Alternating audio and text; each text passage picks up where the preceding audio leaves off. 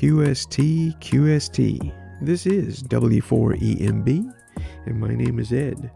Welcome to the CW Corner Podcast. Also, you can see me on YouTube at W4EMB. So let's get into today's episode. And in this episode, we are going to talk about Winter Field Day.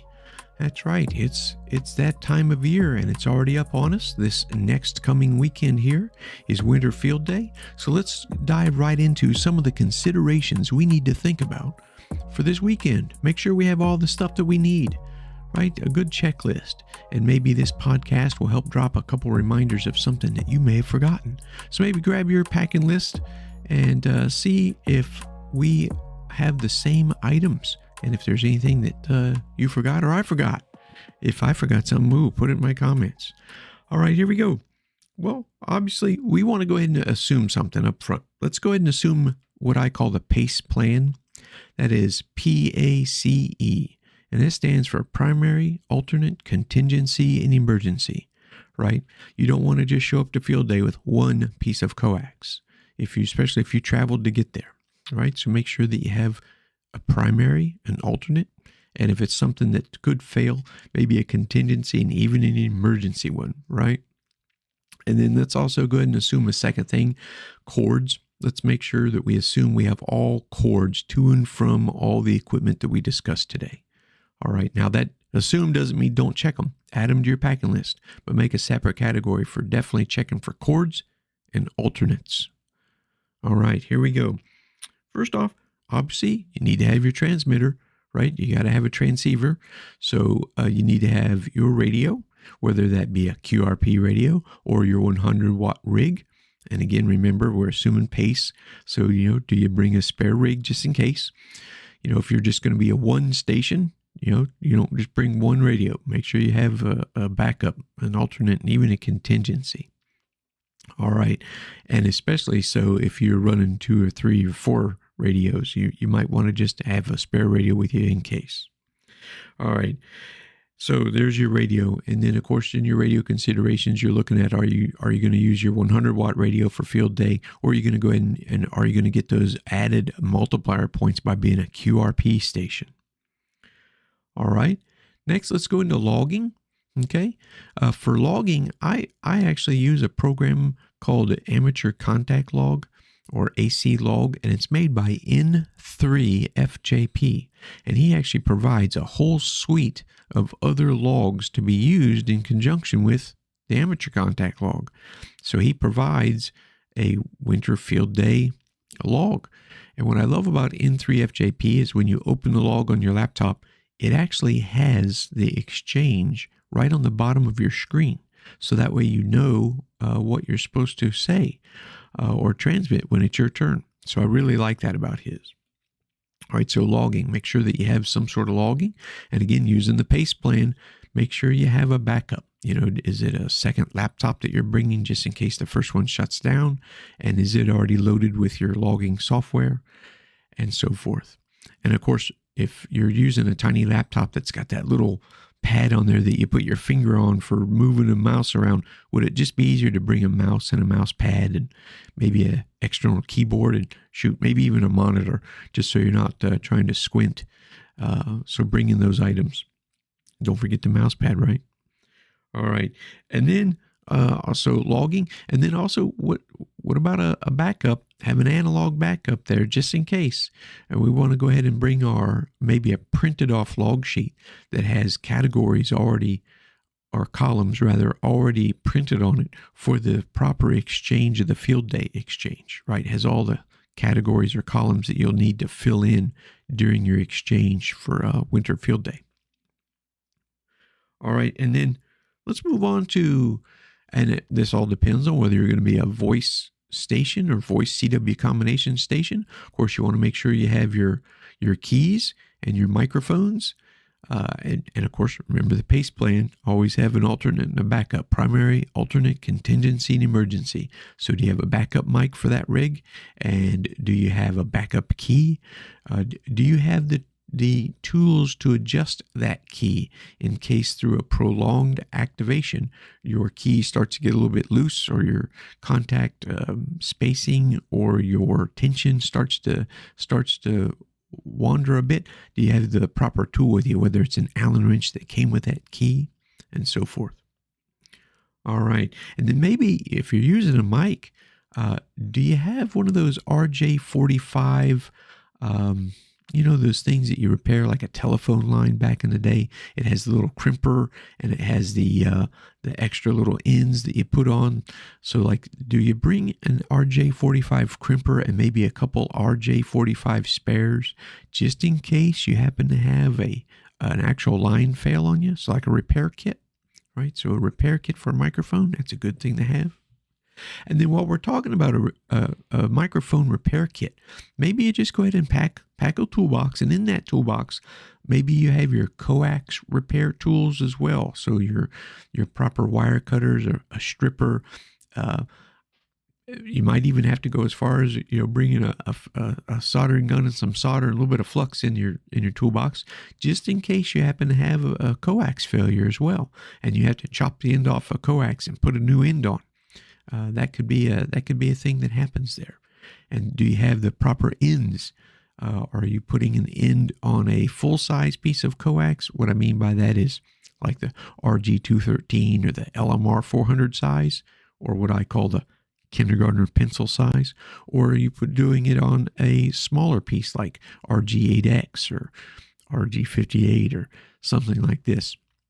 And so therefore you're going to need a little bit different tool for those different pieces of coax. And of course, again, solder if you need to solder the tips on those, right? All right, so that covers your repair kits. Now let's move on to power.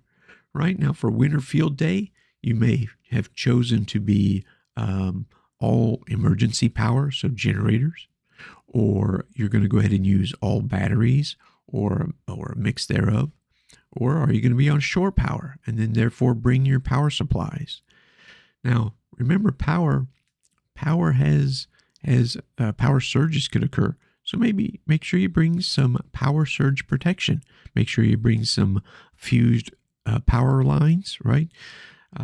I know that I carry a couple with me that have those black fuse holders with Anderson power poles on each end. And whenever I go somewhere new and I'm using an unknown source of power, I'll always drop in another set of fuses in my line just in case. And it's all right to be double fused.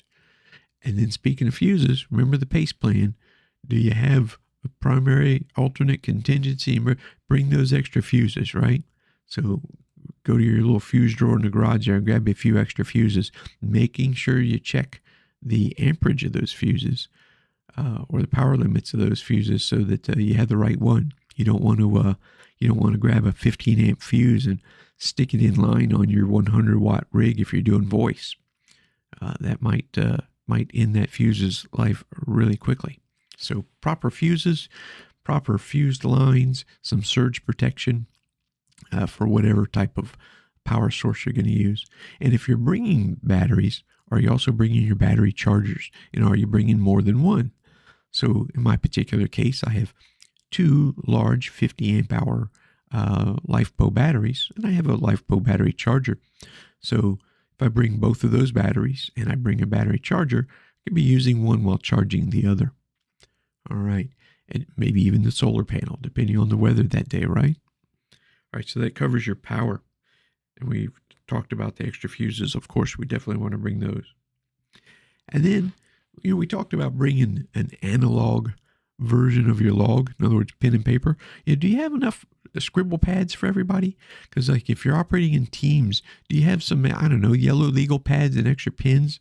So if someone wants to sit next to the operator, they can pick up a doodle pad and they could, copy call signs as well as the operator copying the call signs, just in case the operator's like, what do you say?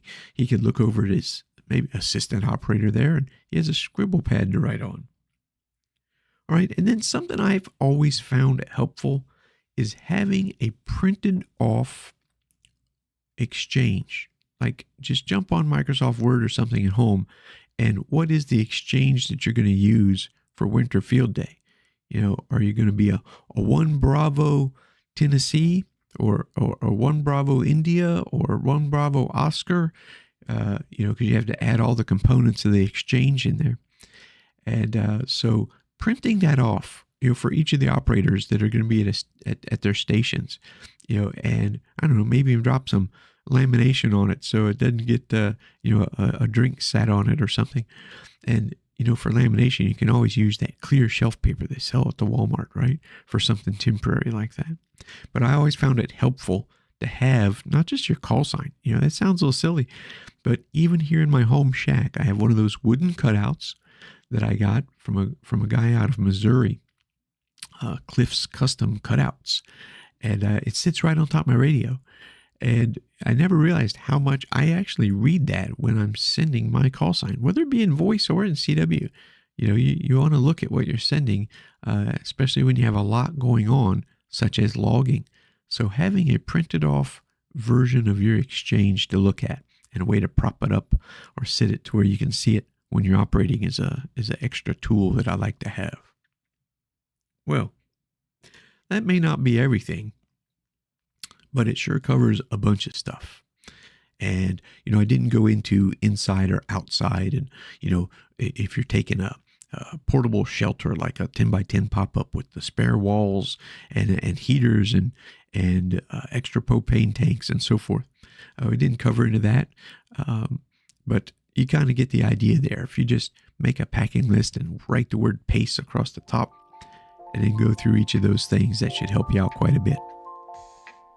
All right. Well, hey, everyone. I'm Ed, W4EMB, here on the CW Corner podcast, and you can find me on Spotify, Apple, Amazon Music, iHeartRadio, and some of your other favorite platforms that host podcasts.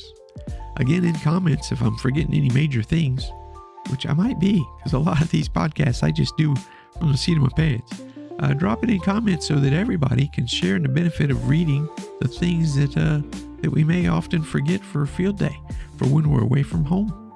Ooh, like coax. Forgot about the coax, didn't I?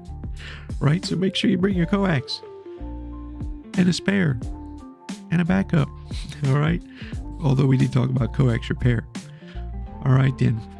Well, thanks for listening on this episode of my podcast here on the CW Corner, and we will catch you on the next one. Good luck on Winter Field Day.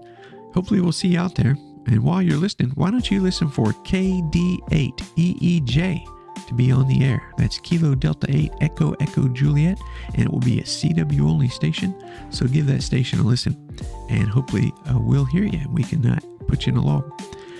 All right, I'm Ed, W4EMB 72.